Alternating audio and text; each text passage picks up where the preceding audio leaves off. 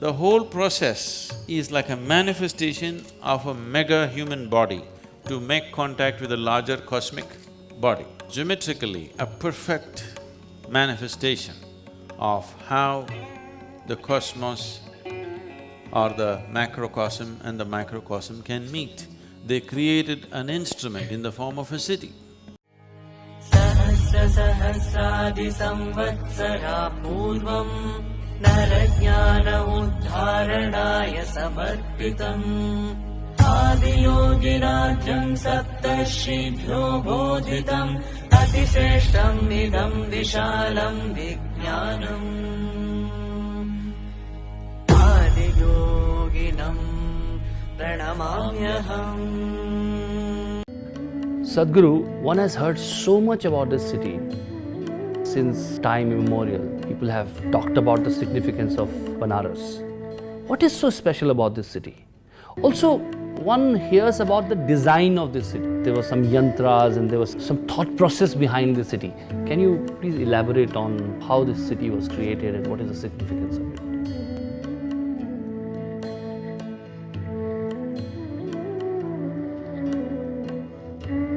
Yantra means a machine or a mechanism. Normally every machine that we have built essentially to enhance who we are. So whenever you create a machine, you're taking a certain part of the earth. Everything that we have created is dug out of this planet one way or the other. When you take material from this planet, there is a certain inertia to that machine. So when we think of something that has to function for perpetually or for an extraordinary length of time, we want to create a machine which does not have this need for inertia. So we try to create an energy machine. This is what you traditionally know as yantras. Yantras can be very simple yantras. A simple triangle is a basic yantra. Various types of arrangements can be done to build different levels of machines which will function for your well-being. So this Kashi is a phenomenal yantra, like never before or never after, to create a large human body, a magnificent human body which doesn't have the inertia of carrying physicality with it, so that it will be on all the time and it can just download the whole process. Solar system is like a potter's wheel. Because it's turning in a certain way, this manifested this way. This is a pot that has been churned out of this potter's wheel of solar system. So it's all very related. The diameter of the sun and the distance between the sun and the earth is 108 times. And within your own system, out of 114 chakras, 112 are in the physical body. But when it comes to doing something, there are only 108 that you can work with. The other four will just blossom if you nurture the rest. There's nothing to do about them. So there are 108 systems of yoga to activate 108 chakras in the body. The whole city was built like that. Because it's made of 5 elements and generally it's considered Shiva being a yogi and a Bhuteshwara, his number is 5. So, they built it to the dimensions of 5, the 5 crochets and the diameter and the radius of the place is 5 crochets. Like this, they built many layers. So this is showing you the fundamental geometry of Kashi.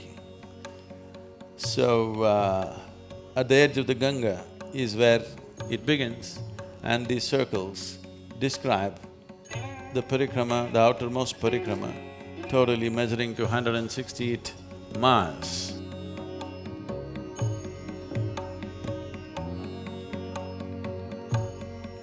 The city itself is built like this, and temple is a smaller manifestation of that. This is the geometry of the original temple. It is absolutely complex. The core of it does not exist anymore. There are 72,000 shrines, the number of nadis. So they built 70,000 and they created sufficient corners around, angles around to make it multiply itself into 72,000. So it is the number of nadis in the human body. The whole process is like a manifestation of a mega human body to make contact with a larger cosmic body. Geometrically, a perfect manifestation of how the cosmos or the macrocosm and the microcosm can meet.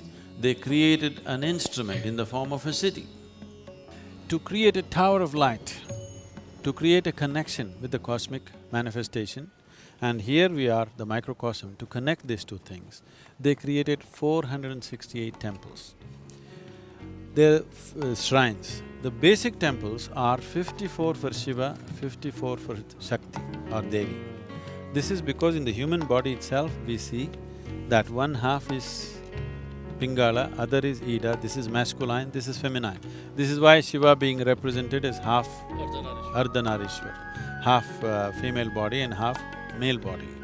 So they created the whole city like this body, and these 468 came because for 13 months in a year, in the lunar calendar, every 3 years there's an extra month.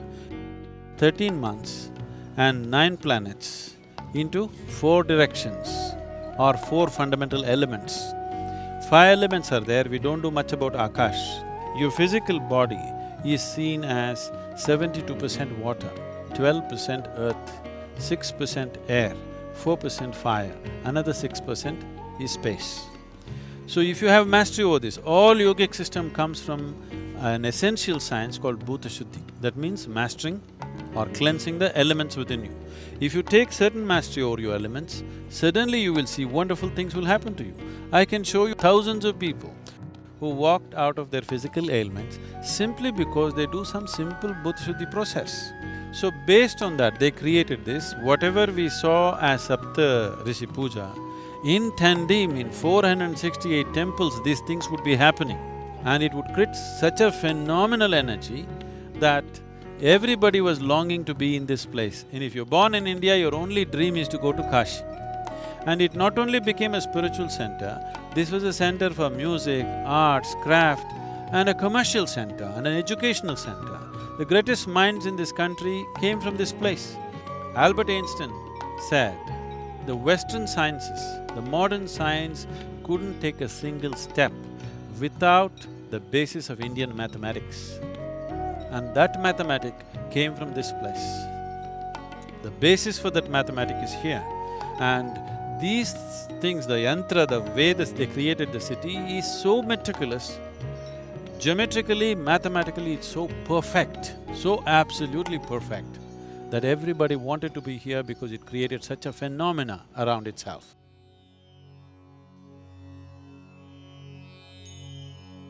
It's a misfortune that we were not alive when it was in full glory. It must have been the most phenomenal place for it to draw people from across the world. People have been traveling here from across the world for thousands of years. Gautama came here to give his first teaching. The Chinese traveler who came after Gautama, he says, Nalanda University is just a small drop of knowledge that fell out of Kashi. And Nalanda University has still been recognized as the greatest place of learning, not only of those times, they say even in today's world, you cannot compare another university with this. There were 30,000 monks studying in Nalanda and over 10,000 faculty, all kinds of subjects, every kind, Eastern, Western, every kind of subject. Mathematics reached its highest peak. All the people that you hear of, Aryabhatas and so many others, they all came from this region, all generated by the culture that was alive in Kashi. This level of intelligence and human competence came because of this instrument which allowed them to make contact with dimensions which are not usually available to a human being. It is not something that they logically thought up. They saw the existence the way it is.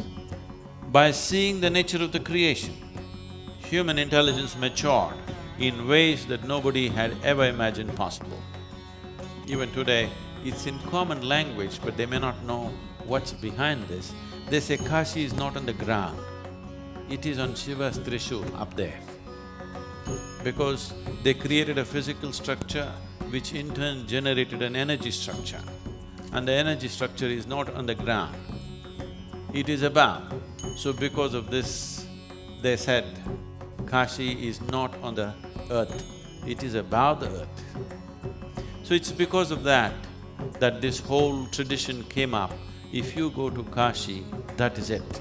You don't want to leave the place, because when you get connected to the cosmic nature, why would you want to go anywhere else? Adiyogi namastubhyam prasidha yogeshwara janma maranolankrita mahakala namostute.